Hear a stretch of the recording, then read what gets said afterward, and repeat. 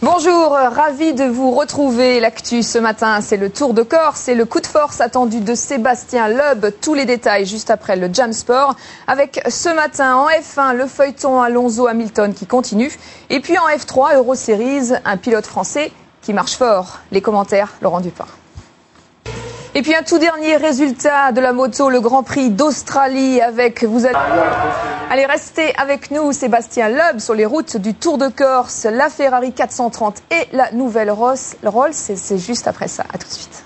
Allez, le Tour de Corse, après sa victoire dimanche dernier en Catalogne, Sébastien Loeb est une fois encore condamné à gagner. Il a 6 points de retard sur le Finlandais Marcus Gronholm, mais s'il veut décrocher ce titre, il ne doit rien lâcher, Marion. Et on s'attendait à un beau combat. La semaine dernière, on a presque été un petit peu frustrés, puisque Dani Sordo, l'équipier de Sébastien Loeb, s'était intercalé entre les deux prétendants au titre, donc pas de duel. Cette fois-ci, ça y est, on est en plein dedans. Alors il faut savoir que le plus beau souvenir rallye de Sébastien Loeb reste le Tour de Corse 2004 lorsqu'il avait décroché sa première couronne mondiale.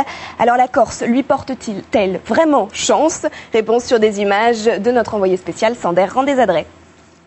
Et dans ce Tour de Corse ce matin, la première des 4 dernières spéciales, les pilotes sont en train de boucler cette spéciale. Loeb toujours devant? Plus que jamais, vous allez voir où en sont les écarts. Si l'on continue comme ça, on file vers, comme aujourd'hui, les deux rivaux seraient à égalité au départ de la dernière épreuve en Angleterre début décembre. Mais avant cela, prochain rendez-vous au Japon dans 15 jours. Et on y sera. Merci Marion. Super.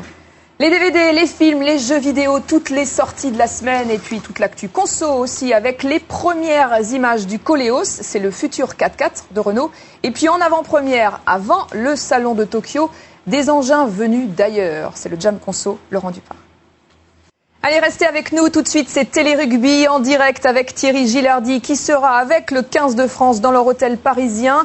Analyse et réaction avec Bernard Laporte après la défaite hier soir face à l'Angleterre en demi-finale de la Coupe du Monde de rugby. Et puis dans la foulée, téléfoot avec Romain Delbeo qui reviendra sur le carton plein des Bleus hier face aux îles Féroé. Dimanche prochain dans Automoto, évidemment, de la Formule 1, le Grand Prix du Brésil, le dénouement attendu pour le titre de champion du monde.